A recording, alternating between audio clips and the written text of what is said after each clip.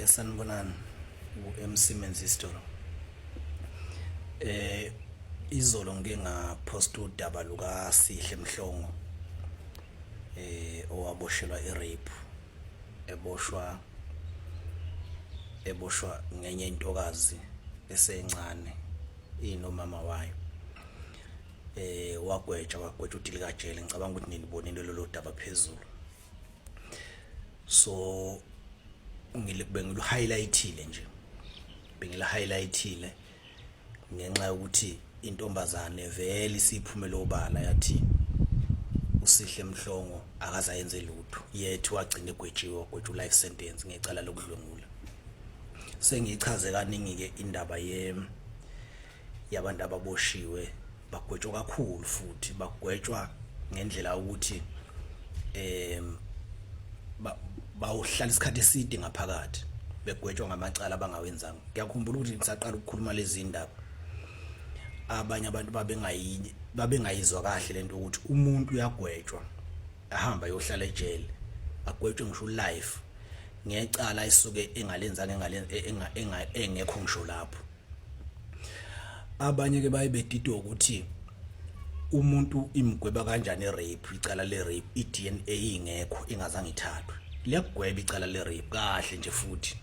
iDNA ingekho likuthathe likusacaza likugweba ifindo likaXama uhambe uyohlala ejele for the rest of your life iDNA ingekho. Nawo lensizwa le uSihle ungomunye wabantu abagwetshwa yicala le rape iDNA ingekho thiwa wadlungula ingane na 13 years. Izolo ke ngikhulume nomama wale ntombazane ngaphinde futhi ngakhuluma nayo ngaphinde futhi ngakhuluma nabafowabo bakhe uSihle ngoba into efunakalayo ukuthi uSihle asizakale. Uma echaza umama wentombazane ukuthi icala lenzeka kanjani nanokuthi wagcina bopheke kanjani uSihle umfo Mhlongo. Umama lo waseBergville, so beshadele khona eBergville, wayesesuka eBergville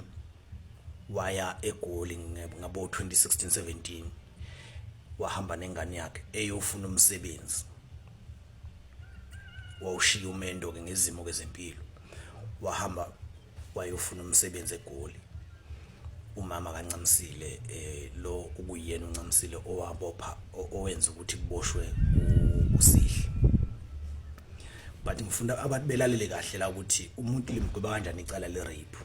engazange lenze nanokuthi irape igweba kanjani iDNA ingekho. So uthela umama mayisefikile eGoli wafuna kaMatoho wayeseya ku esontweni likaMprofeti uXaba. Siyazi ukuthi uMprofeti uXaba uthandazela kakhulu abantu abafuna ama-CV abantu, uthandazela kakhulu abantu abasuke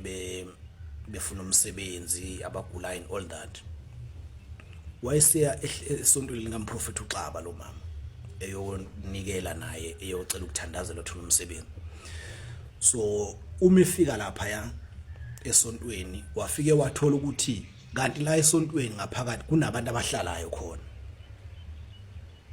Siyazi ke emasonto nasebuhleni bakhona abantu abahlala khona. Nakwezinye indawo ikakhulukazi emasontweni. So wafika wathola ukuthi kanti kunabantu abahlala la. Laba bantu bahlala lapha njengoba abanazi indawo zokuhlala. Naye lo mama wayengenayo indawo yokuhlala la ehlala khona isimo sasingekho kahle nokudla babengenakho. Wagcina naye ke ecelile ukuzohlala la ebandleni lika Mprofeti uXaba. Kushuthi indawo nje ihlala abantu abaningi ke uyazi nani manihlala nebaningi ukuthi banjani ngoba nisuke ningenayo vele indawo. So lo mama uthi mayifike ehlala ke kuleli kuleli bandla wajwayela kabantu ke nakhona abahlala abafice khona wamukeleka nje bebondliwa uyena uMprofeti bathengela ukudla bonke labantu abalapha ya ebenzela yonke into ephinde bathandazele. So abanye ke basebenza khona lapha kuMprofeti. So ke uthi lo mama wafike ke wajwayela abantu kabasonta khona nabahlala khona ngaphakathi kuyagcwala ke kuleli abandla abantu baqhamuka kuma provinces ahlukene basuka endaweni ezihlukahlukene bezocela usizo kumprofeti uDr X njoba ziwa kanjalo. So uthi ke lo mama kwabanye abantu afika abajwayela lapha ya kwaba usihle Mhlongo. Sihle Mhlongo njengoba ngeke ngasho ukuthi wayekhonzwe kakhulu umprofeti, wayeshayila imoto zakhe umprofeti kuyiyena nje sithunywa noma sithenjwa sikamprofeti. So uma kwakukhona abantu abasuka kuma provinces ehlukene beze kumprofeti uthola ukuthi bafuna ukulandwa, abanye bafuna ukulandwa e-airport, abanye bafuna ukulandwa emarenki. Uyena usihle wayevuswa ngisho ebusuku, uyena usihle owayenza lo msebenzi.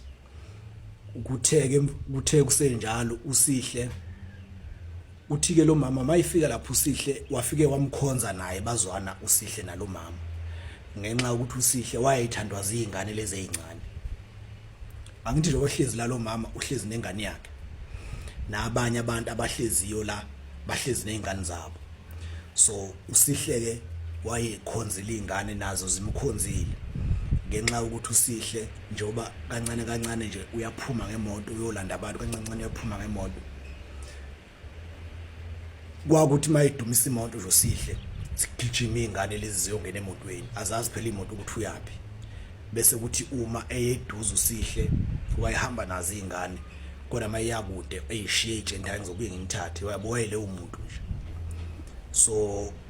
zimkhonzile nje ingane kakhulu. Nayo lengane yalo mama yayina 13 years yayimkhonzile nayo usihle, yayimkhonzile nje kakhulu nayo usihle ikhonzile. Uthi ke lo mama kuthe nje kusahla ingane yakhe lo mama lena 13 years yayifunda, yayisukela khona la la bahlala khona esontweni likaMprofeti iye esikoleni. Lo mama ke wayeyiphekezela njalo ekseni eyibeka estation sesitimela ihambe esikoleni bese ibuyela ke njalo ekseni wayiphekezela ibeka estation sesitimela iyahamba esikoleni ngoba yayisena 13 years. Uthi ke lo mama kuthe nje ngelinye ilanga ngo28 seku2018 wavele wahletshelwa ngomnye umama khona la ebandleni wathi uyazi ukuthi wathi lo mama ngizwa kuthiwa usihle khona into ayenzayo nengane yakho. Kusho omnye umama nje khona ebandleni wathi usihle ngizwa kuthiwa khona into akayenzayo nengane yakho. Ayithulo mama aqala athuke athuso ukuthi usihle Mhlongo insizwe njoba sikhonzene kangaka naye nezingane zimkhonzile ayingeke ayenze leyo futhi phela ingane yami incane ayikho into angayenza nengane yami usihle. Uthi lo mama yaqala ngayinaki leyo nto. Uthi bese ibuza ke ukuthi nithatha phi lokho nina bese ethi lo mama hayi kukhona izingane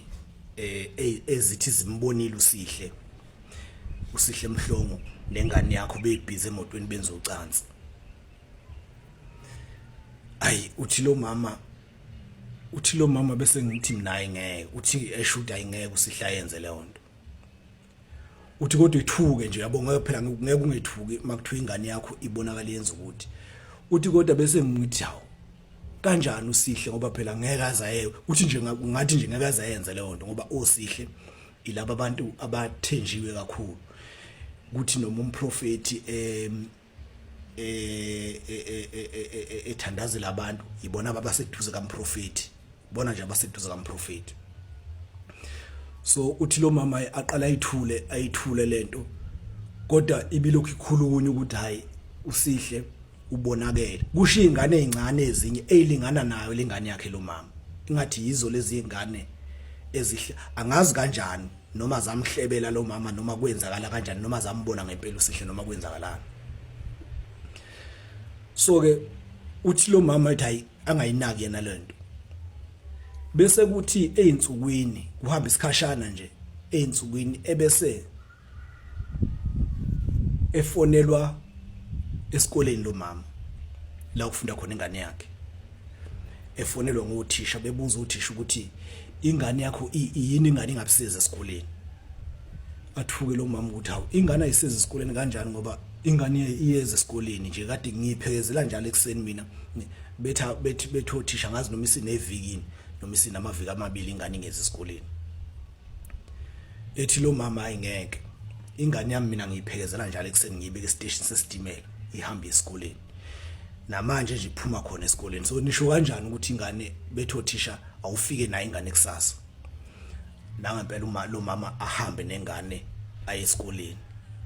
Mayifika lapha esikoleni beyibuze kothisha ingane phambi kwakhe umama nomama ibuza ingane wena kathi mangisuke ngiletha ngikubeka estation sesitimela uyayiwenza njani. Ayibathi vele ikhala ingane ingakhulumi incane phela le ngane khala ingane ingakhulumi. Ayibebona uthisha ukuthi hayi shuthi le ngane inenkinga naye lo mama uthi bese ngiqala ngibona ukuthi akushuthi ingane yami ngempela ngabe inenkinga bese kubuya le yanto ukuthi usihle khona into ayenze kuthiwa khona into ayenze enganeni yami uthi bese ngithi kungenzeka ngempela ukuthi kanti ingane yami usihle mhlongo kukhona akwenza kodwa usho ngenhliziyo akakhulumi nami nothisha nawe imangele nje nothisha bamangele ukuthi hawu wena mama kade njengoba uthi ingane yakho uhlala uyiphekezela nje station ayizingafika la ingane naye umama umangele ukuthi wenzakalani. So ingane ngigcina ingakhuluma ngaki vele ikhale mabethi bayibuza ukuthi isuke kuphi ayivele ikhale ingane bese bethi othisha no ingane asiyitholele social worker ilona i-social worker elikwaziyo elikufundela ukuthi likhulume nabantu abakanje ukuthi ngoba lengane siyayibona inkinga enkulu kakhulu. So sifuna ukuthi igcine isizakale sizoyifunela i-social worker, i-social worker lizokhuluma nayo lizothola i-social worker ukuthi inkinga lengane yini. Nangempela ke belifuna uthisha i-social worker bethi mase belitholile bemfonele lo mama bemfonele lo mama bethi akeze nengane yakhe esikoleni likhona i-social worker. Afike lo mama nangempela ekhulume ke i-social worker likhulume naye lo mama ekhona ingane likhulume nengane ekhona lo mama likhulume naye uncamsile likhulume i-social worker avela khala uncamsile bese liyabuza i-social worker angithi i-social worker lokufundele lo msebenzi bese liyabuza i-social worker ukuthi la inihlala khona inhlalo injani nihlala kuphi nihlala kanjani ubaba uphi nani bese yachaza ke lo mama ukuthi hayi la ihlala khona sihlala endaweni yesonto sihlala endaweni kamprofeti uXaba enqabeni sihlala khona sihlala endaweni yebandla nje sihlala sibaningi awuhlala nibaningi hawu abekho nabantu besilisa bakhona echaze nje lo mama ukuthi hayi sihlala kanje nondliwe ubani hayi sondliwa uyena umprofeti sihlezi nje kanjalo bese lithi social worker no ngaleso sikhathi njalo iyakhulunywa indaba yokuthi usihle lemuva iyakhulunywa indaba ukuthi usihle kukhona into ayenzayo nalengane lo mama akafuna ukuyikholwa lento. Uyazi ke nawe abantu ebandleni ukuthi kubanjani nasemphakathini nje uyabazi abantu abangomama uyabazi nje abantu.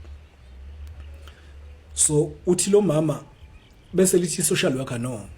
ingane ngeke ihlale endaweni ekuhlala khona abantu abaningi kanjalo ngeke nihlale kanjalo ngoba nithi nondliwa na umprofeti uyabo. So sicela ukukufunela indawo thina la uzohlala khona nengane. Uthi lo mama ngithi ayi ulungile ayikho inkinga ningangifunela indawo. Nangempela lihambe i-social worker liyomfunela indawo lo mama lihambe naye liyomkhombisa indawo la lona eli recommenda noma la elincoma ukuthi lo mama akahlale khona. Uthi lo mama wathi mayifika kule ndawo ye-social worker wafike wathola ukuthi bonke kuhlala ama-Muslim lapha bonke abantu bakhona bagqoke bayimboza ubuso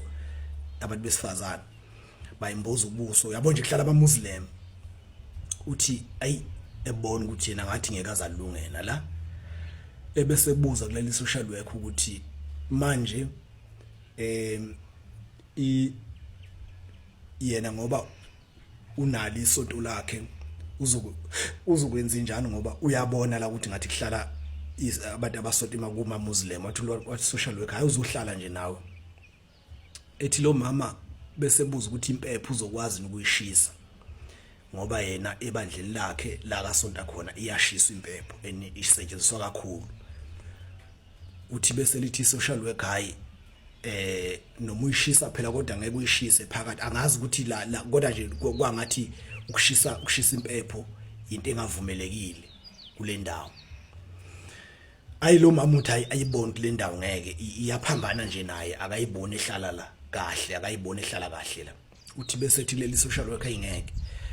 yena akathanda ukuhlala la. Bese lithi social worker lalela, le thina sizama ukusiza ingane yakho kodwa mawuthi awuthanda ukuhlala la ngoba ngeke sihlukanise nawe ingane. Le ngane inenkinga, yabo nje obihamba ngesitimela isuka la isuka khona ihamba ngesitimela esikoleni isingashayiswa ngisho isitimela le ngane.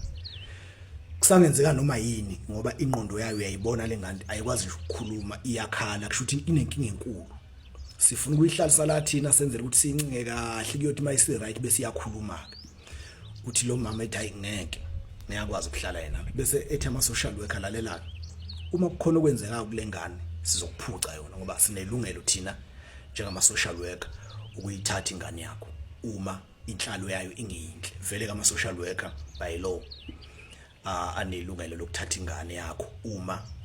ukuhlala kwengane kungahambisani nemigomo noma nenqubo ye-upbringing yengane. So ayayithatha. Uthi lo mama bona ukuthi hey yazi lama social worker la amnqumela ugwayi katiki, amnqumela nje ugwayi katiki futhi azoyithatha lengane. Uthi abona ukuthi ama social worker azoyithatha lengane. Uthi lo mama ebese ethi kodwa evele fikele ukuthi lo mama uthi evele fikele ukuthi no, angivele ngihambe ngithatha ingane ngifika nje ebandleni ngizobika ukuthi hayi ngiyahamba ngiyekhama nje ngibuyele emuva nengane ngiyoyifunela isikole ngoba uthi wabona ama social worker azoyithatha ingane yakhe kuyiyona yodwa. Mayifika le bandleni lo mama afika bike la kahlala khona ke bandleni la kaMprofeti. Kushuthi yonke lento ngesikhathi yenzeka uMprofeti akatshenwa, akabikeliwe ngoba phela kuMprofeti kubikwa into eqondile ukuthi nakho ukuthi nokuthi. So manje sayikhulumela nje igcina la indaba. Uthi ke lo mama ebese fika lapha ya nayo saxako ukuthi ingane yakhe mayibuza ingane ukuthi wena yindaba ukhali uyini uhlushwa yini usihle Mhlongo kukhona into eniyenza ithi ingane akukho. Ethi manje pho uhlushwa yini kwenze njani? Ivele ikhaleke ingane. Ha usihle Mhlongo akaze kwenze lutho ithi ingane akaze ngenze lutho. Uthi lo mama evele ebona ukuthi hayi kushuthi lengane kukhona okuyihluphayo noma mhlambe huye usihle Mhlongo isabu ukuphika isabu ukuvuma ingane ongabe yini. Uthi lo mama bese mayifika ebandleni bese ibika indaba uthi yena usiyahamba ubuyele emuva eBergville uzobona ukuthi ingane uzoyifunela isikole, uzobona ukuthi wenze njani. And then bese ebandleni ke bese kubikela uMprofeti ukuthi nanga umama uthi yena usiyahamba. Kuqale kutshenwe phela isigungu laba abantu laba balixoxa udaba before lifike kuMprofeti, kodwa lo mama uthi vele nje yena ngiyahamba. Bese ethi mayibikela uMprofeti uXaba ukuthi nanga umama uthi uyahamba uye emakhaya, hawuyini na ayibelilande kudaba lonke kuMprofeti ukuthi hayi lo mama uhanjiswa ukuthi ingane yakhe ama social worker atafuna ukuyithatha ingane kungathi khona ehlukumezayo, kodwa futhi la ebandleni kuneyinsolo zokuthi usihle engazi ukuthi kukhona akwenzayo nalengane usihle Mhlongo. Kanti lo mama sebemhlebelile abebandla abanye bebandla la kushuthi ngabo 2015 engakafiki lo mama la usihle wakwaba nenkinga ecishe ifane nale. Usihle njobe elanda abantu emarenki elanda abantu khona usisi kuthiwa wakwamlanda erank wayesuka kude wafike walala naye usihle lo sisi lo endleleni emotweni. Ngathi lolo daba lakhulunywa ke la esigungwini lagcina liphelele khona la esigungwini. Lo sisi ke wayemdala yena wayeyuntanga yabo usihle. So bamhlebela ke lo mama ukuthi hayi usihle lengane yakho kukhonto ayenza yona phela akaqali ingane naqala ukhona omnye usisi owake wamenza kanje walala naye emotweni njoba nezingane nje zithi zimbone emotweni nengane yakho kushuthi uyenzile ngempela lento ayibese ethi umprofeti manje wena mama pho yini ufuna ukuhamba ubalekelani wena ethi lo mama ayengifuna ngibona ama social worker ukuthi azoyithatha ingane yami uyabo ebese ethi umprofeti awukwazi ukubaleka nesikhathi esinje kunama allegations kunezinsolo ezenzima la ezenziwe enganeni yakho mawubaleka ufike emakhaya bese kutholakala ukuthi wena wadlwengulwa ingane yakho la lwafika kimi lolo daba ngumprofeti ngathula angaze ngenzele ukuthi ngeke ayikwazi kwenzeka into enjalo igama lami liba libi mina ngifuna ukwenza into eqondile ingane ayihlolwe kucheckwe ukuthi ingane iyonakele noma kwenzakalani nangempela ingane ihlolwe ngomnye umama engathi wayisuka eKZN ayihlole lo mama bese ethi lo mama ingane ayiseyona intombi awayizona intombi kubonakala ukuthi ayishuthi kukhona ngempela okwenzeke enganeni mayisingaseyona intombi ingane bese kuphoqa ukuthi kubizwe usihle manje kubizwe usihle umhlongo kubizwe ingane behlaliswe phansi kubuzakala ukuthi yini nazi ingane ezincane zithi zinibambe benenzani nansi phela ingane sithola lithi ayiseyona intombi uthi nalo mama usiyaqaqamba manje ingane yakhe yiyo yodwa le incane na 13 years kuthiwa ayiseyona intombi uthi lo mama bese kuxoxwa ke la isigungwini sithi isigungu sithi akusona nesigungu ilabo bantu nje labo omunye wabo angazi noma ulanga noma ubani okuyena okudlulwa kuyena muzobona umprofeti muzokwenza ama 1-on-1 muzobona umprofeti mofuna ukukhuluma nomprofeti ngqo udlula kuyena lo langa lo kuhlalwe nje phansi angazi noma ulanga noma ilo wangena ulanga angena esikhundleni sakhe kuhlalwe phansi abizwe kusihle nenzani nalengane nakho ingane sekutholakala ukuthi ayiseyona futhi intombi ethi usihlakaze ngiyenzela ukuthi ingane phela nje ngayitshela ukuthi ngiyayithanda nengane ibuzwe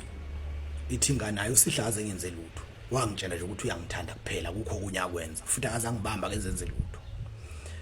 kushuthi bese bebona labantu abadala ukuthi hayi laba bayaphika nje kukhona abakwenzayo ngoba nakho phela sesitholile ukuthi ingane ayiyona intombi kubizwe lezi ingane ezathi zababona ayizithi ingane zona ayikaze ibabone uyabona zithi ingane ayikaze ibabone ziphika ingane bese engathi umprofeti bese ethi no ayingane aye kudokotela udokotela uzosho ingane ukuthi idlwengiliwe noma kwenzakaleni khipha imali umprofeti ke umuntu obhizi ukhipha imali nje kuphela ukuthi akwenze ukuthi bese beyenza ke laba abanye akhipha imali umprofeti ingane ayise kudokotela udokotela afike ethi ingane iphelile hayi ukuthi idlwengiliwe nje kuphela nje iphelile ingane kukhomba ukuthi kade yaqala ukwenziwa ucansi futhi lwenza usuku nosuku phelile nje udokotela uthi lo mama kwathi uthi ikhanda lavele laphithana ikhanda lakhe ayikho into ayicabangayo yena ubuka usihle emhlongo nje phela angithi usehletshelwe phela nanokuthi sekubusa ukuthi usihle emhlongo ukhona umnye usisakalala naye before uthi ke lo mama bese kuvele kuphoqa ukuthi nje bese udokotela esethe ingane idlwengiliwe ebese etshela uthisha bakhe uthisha betshela isocial worker ukuthi hayi nansi incwadi kaDokotela ingane idlwengiliwe njoba yayingafuni ukukhuluma kuwe social worker ingane inkinga ukuthi ingane idlwengiliwe kuthiwa idlwengulwa cishe every day lithi libhale report ki social worker libiza ingane idlwengulwe ubani ayiveli ikhala ingane bese kuvele kubonakala ukuthi kushuthi umuntu odlwengula ingane usihle phela angithi ingane ayisho iyaphika ukuthi usihle kodwa futhi ayisho ukuthi idlwengulwe ubani kushuthi phela uyu usihle ngabe uyisabisile ngabe wenzeni ngoba kwavile kwabonakala ukuthi kambe usihle uyisabisile kushuthi from lapho usihle ebizelwe esigungwini ukuthi ezohlaliswa phansi ebuzwe ngengane wayese umuntu osenamahloni nasesontweni so noma esebingelela lo mama wayengasaphaphi nje obwayijwala ukuphapha usihleke bathi umuntu obeyikhululekele uthi lo mama ngale kulezo nsuku kusihle wayese qhamuka nje emthandazweni 1 2 3 seseflatini lakhe akasekho la yabo engasabonakali lokho ke bona base beinterpret noma base bekutolika ngokuthi kushuthi usihle ulenzile leli cala vele ngokubufakazi nje usihle phela wenza icala uthi ke lo mama yama social worker i-social worker vele ifike libhale report ebese lithi akiwe emaphoyiseni kuboshwe usihle ayinanga impela behambe usihle ngenxa ukuthi wayengasiza esotweni ngathi phela kusonto umsombuluko lwesibili lapha olwesithathu lwesine noma ngisuke ngezona inkonzo kusuke kungama services la uthola ukuthi namhlanje kuthandazelwa abantu namhlanje kwenze ukuthi namhlanje kwenze ukuthi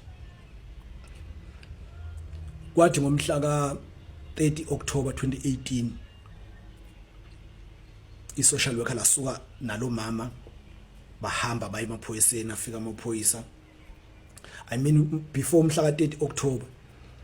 lo mama wasuka nephoyisa namaphoyisa ne-social worker baye endlini kaSihle eflatini bafike bangamthola uSihle mabethi nasesontweni akekho so kubona kwase kuba ngazi ukuthi kushuthi ubalekile kwase kuthi ngomhla ka 30 ngoba ingane mabeyibuza ingane vele ikhale hayi vele ikhale ingane isiphihli ikhale kushuthi nayo ngepressure ingane yazi yagcina ivumile ukuthi hayi uyena uSihle ngenxa ukuthi yayine pressure yokuthi wonke umuntu uvele manje wonke umuntu usebeyayithethisa nanokuthi wena kanti awusho ngani kanti wena ukhuluma ngani uyabona uthi ke lo mama kuthi ngelinye ilanga ngomhla ka 30 October kulwesibili bese enkonzweni nje ukuthandazela abantu ekhona noSihle uSihle ke bameduza kamprofeti uyabona benza yonke leyo nto bese kuvele kuphuma omunye umama afonela amaphoyisa ewatshela ukuthi hayi ukhona uSihle namhlanje efika amaphoyisa eme ngaphandle ebize lo mama umama wengane efika amaphoyisa ebe ngaphandle ebiza umama wengane fika kumama wengane ethi uPhusihle ethi umama ulanga phakathi bethu emcele lo mama uSihle ephume naye wathi mayifika nje amthi ngqe amaphoyisa athi sifuna wena sambeni siyokhuluma phambili waboshwa kanjalo uSihle mayiboshwa kanjalo uSihle athendeka icala ke enkantolo ingane ngaphi yakhala nje nengane ke kudinge ukuthi ize enkantolo mayiza ke ingane encane ayimi yona eboxini lofakazi ingeniswa ngapha ibuke escreenini icala libuke escreenini noma izokhuluma ikhuluma imngapha ingane ke yayivela ifika ikhaleke ingane enkantolo yayivela ifika ikhaleka ayikho into ayifika iyenze yayivela ifika ikhale ithulise kama social worker ithi hayi kuzolunga uzojeza umenze okubi uzojeza angithi uyabona ukuthi kule rape ayikho DNA efuneka ayikho DNA ezothathwa ngoba akukho ketshezi phela olusenganeni ngenxa ukuthi ingane ayibanjwanga ngalelo langa uSihle I mean ayibanjwanga ngalelo langa kade idlwengulwa into eyayisiyenzeke nje evikini amavikini adlule so vele iDNA ayizubabikho kodwa ubufakazi bukhona udokotela uthi ingane idlwenguliwe ingane lezi zathi uSihle zambona futhi phela izingane zakusho lokho kwadokotela kungakayiwa kuye bese kuba ukuthi izingane lezi ezathi zambona uSihle nengane noncamisile emotweni kukhonto abayenza zayibuye iphike lezi ngane zayibuye iphike kodwa kwase kusho ukuthi ngenxa ye-pressure uyazi nawe izingane emazincane bebuye beyithethise lapho ukuthi ingane udokotela useshila ukuthi ingane idlwenguliwe yini niphikelani ukuthi nambona uSihle ngoba nasho eqaleni ukuthi nambona so nezingane zagcina zithi hayi sambona vele yabo so yonke leyo nto igcwele ubufakazi lobo obumbophayo uSihle so ke uthi ke lo mama uthi ke lo mama babethi mabefika enkantolo uthola ukuthi ingane yakhala naye lo mama uyakha ngoba uthi lo mama usihle wavela wambona nje seyisilwane ngoba uthi lo mama wake wathe kwenye indawo wakhonjiswa isecurity limkhombisa isithombe sikaSihle sithe isecurity nalo liyayazi indaba kaSihle nalo mama nengane so uthi lo mama wathi mayibona uSihle esithombeni uthi lo mama wavulwa qhamuka phansi waphuma baleka uthi wazo wesangweni uthi mayivuka lapho uvuke ebuza uthi awungibalekelani ngoba phela bekuyisithombe lesiyana so uthi uSihle wavele nje wathi bayibuka uSihle wabona isilwane ngoba wabuka uSihle wabuka ingane yakhe wabuka uSihle wabuka ingane yakhe ubona ayishuthi lo muntu uyisilwane ngempela manje ukwazi ukwenza into enjenganeni yami encane kangaka uSihle ke wagwetshwa lo mama nengane bengekho enkantolo ngenxa ukuthi vele ingane engakhulumi ngoba uthi yena lo mama wathi ehlalele nje khona ebandleni lapha labahlala khona kwangena ucingo that was 2021 February kwangena ucingo oluthi uSihle usegwetshiwe 2020 or 2021 kwangena ucingo oluthi uSihle Mhlongo usegwetshiwe ugwetshwa life sentence uthi lo mama ngesikhathi besa attend icala kunamanye amacala amvukela uSihle akazi ukuthi awani kodwa uthi babethi mabeze ecaleni mayikhala ingane bese beyimbambatha ama social worker ethi ama social worker ayithula ngane yamthula ngeke adabule futhi phela noma engadabula kuleli icala akhona amanye anawo asemvukele uthi lo mama akazi ukuthi kwangawani lawo macala kodwa uthi wezwa angazi ukuthi khona umuntu wesifazane washonayo angazi nengane yadlwengulwayo angazi kanjani kodwa nje uthi akhona amanye afike amvukela uSihle mayetshelwa amaphoyisa nama social worker singazi ke noma kwakuyinto ekhona leyo uthi lo mama akazi noma kwayinto ekhona leyo so ke lamgweba uSihle engekho icala engekho lo mama lo vele phela ingane yayifika ingafakazi lutho kanti la ivele ifika ikhala nanokuthi ubufakazi phela vele sekuphelele kwetshwa kanjalo kuSihle Mhlongo wagwetshwa life sentence ngecala lokudlwengula uNcamisile Hlatshwayo utheke uma kushuthi bese kuba ukuthi usegwetshiweke kuthe ngo2023 lengane lekuthiwa yadlwengula ibisinengane eyayithola komunye ubhuti waseTanzania ibisinengane yavele yagula yaphathwa ukugula engakwazi yaphathwa nje ukugula before lapho uthi lo mama lengane yayinokubuya esikoleni esegwetshiwe uSihle yayinokubuya esikoleni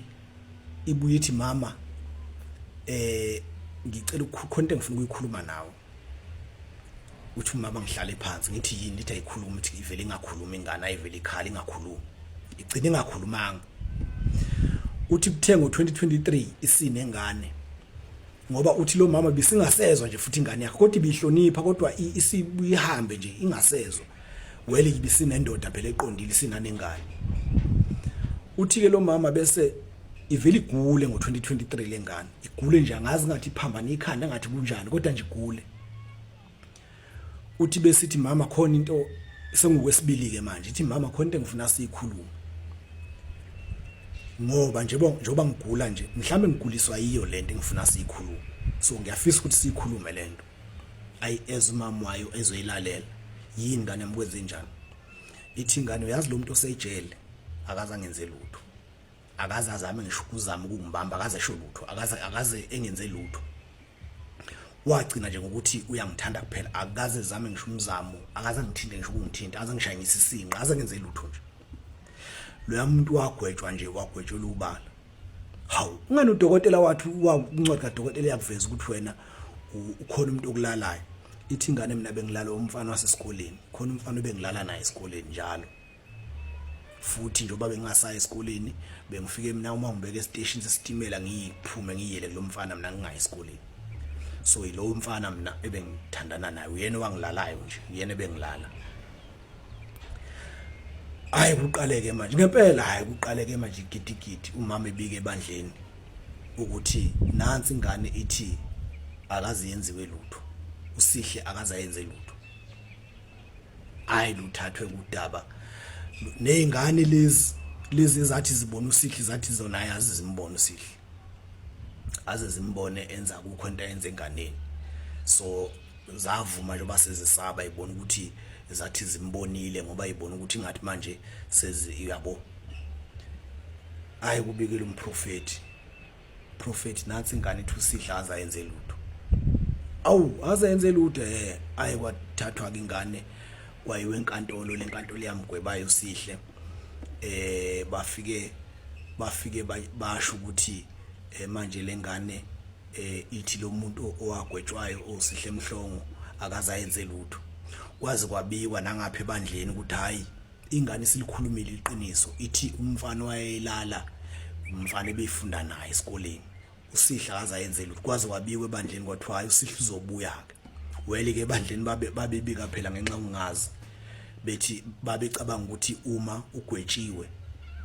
bese kuqhamuka umuntu ethi hayi lo muntu angidlongolanga wena uzophuma ngakusasa kanti ayikho leyo nto hayi mabefika inkantolo ifike batshente hey thina sidlule kulelo cala thina sibhekene namanye amacala manje hambani nibone ukuthi hambani nifuna abameli abazolandela lelo daba thina sedlula vele inkantolo phela ekusiza ngalutho uma ugwetshe umuntu maye kwagwetshwa egwetshwa icala kulamacala ngaphansi ka schedule 6 i-rape i-murder premeditated murder armed robbery and all those things lamacala njengaphansi ka schedule 6 umuntu maye kwagwetshwa akulula ukuthi aphume akakhishwa nje ukuthi hayi mina hayi akalula ukuthi aphume uyoza khishwe enkantolo futhi kuhlukile uma ezokhishwa iappeal nje noma kuzokwenziwa iappeal la khona a new evidence is going to be adjusted so kuhlukile makuzovezwa ubufakazi obusha kodwa futhi akulula ngoba umuntu mase ngaphakathi ejele engakwazi ukukhanda wena owambophisayo mhlamba kuthembisa something bese ethi ayishiya statement wena so akulula nje umuntu make wagwetshwa akulula ukuthi bese uthi wena hayi uzophuma ngoba nakho sekuthola lithi icala kalenzanga lento ngihlala ngisho ayike akhipha imali ke umprofeti kutholakala ummeli ke kuthiwa ke akalisebenze lelo daba ukuze usihle abuye ngoba ingane isishila ukuthi akazeli enze lutho hayi bazama behluleka angazi kwakwenzakalani kodwa bazama yazi yathathwa ngomunye lengane wayisokhozini ohlelo lukade babhala i-email laphendula ukhozi bayithatha bayisa ohlelo lukaDudu Khoza yafika yakhuluma kuyingosi kaBrigadier Bhengu uncipha bugebengu yachaza nginawo kama VN akhona chaza ingane ukuthi kahle kahle yena akaze yenze lutho lomuntu oboshiwe kwakukhona nabameli ke kulolo hlelo bakwangazothi udaba bazolithatha beqhubeze phambili kushuthi nabo babona abameli ukuthi hayi lobu bufakazi ngeke sibugudluze lobu babophusihle ngeke sibugudluze siyeza ukuthi kushuthi bagcina ke bengenzanga lutho kuze kube manje njengoba usihle esejele nje akulula umuntu maye kwagwetshwa akulula ukuthi avela akhishwe nje yimi ngizothi mina hayi akangidlengulanga or hayi akusiyo wabulala ubani kodwa enkantolo ngasho ngathi ngambona hayi akulula mayese kwagwetshwa yayikhohle so ke wagwetshwa kanjalo ulokhuza ke usihle Mhlongo ngecala engazange lenze kodwa ke kushuthi usihle Mhlongo ijele belimlandela ngoba ngithema ngikhuluma nabafowabo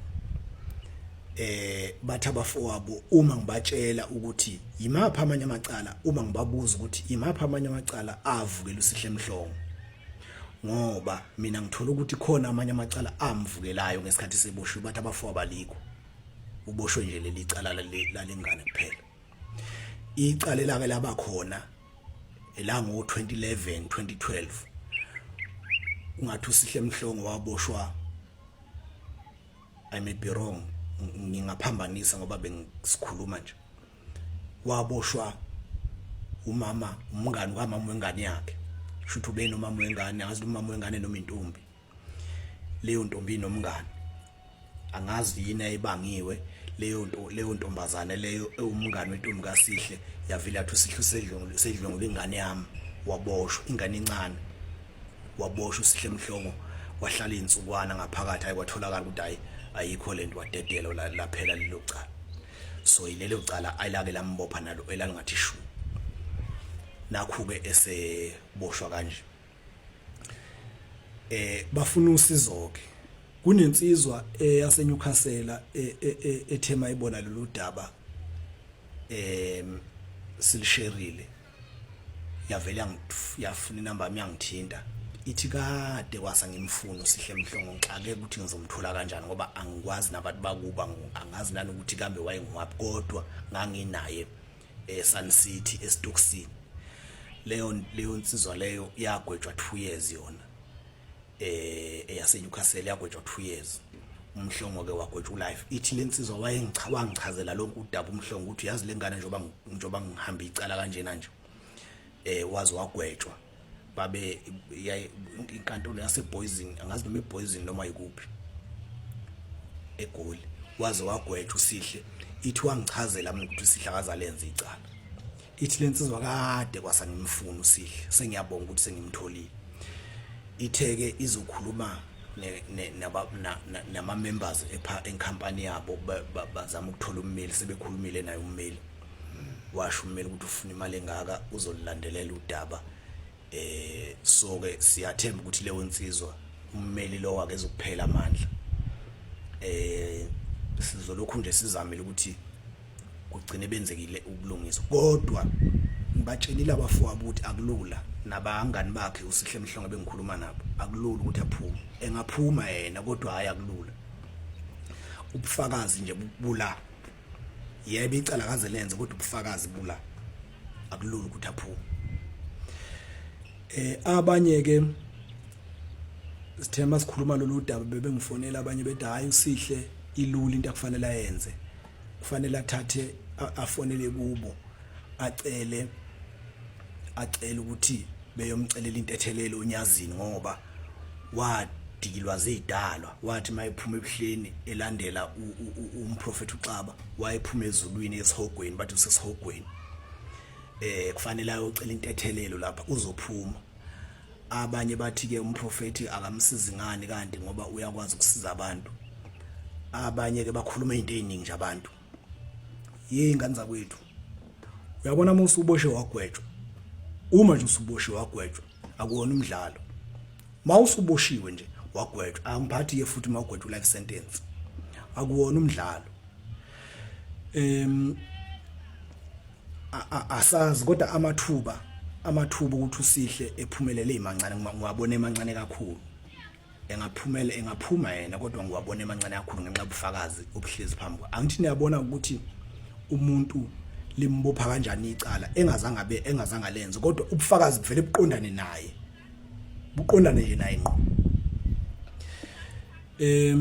kangaka abanye ke ngiyayingibezwe la kuma comment bethi hayi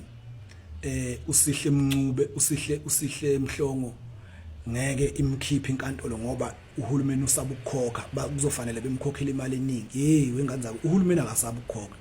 uhulumeni unemali eningi uyabola kumama kulama institutions unemali eningi umkhwanazi wayichaza leyo nto echaza ngeslash fund sasemaphoyiseni ukuthi lapha emaphoyiseni kunemali eningi kakhulu ingakho phela amakhona icala elinzima high profile case la khona ubufakazi bungatholakali ingekho icrack bengakwazi ukulicrack icala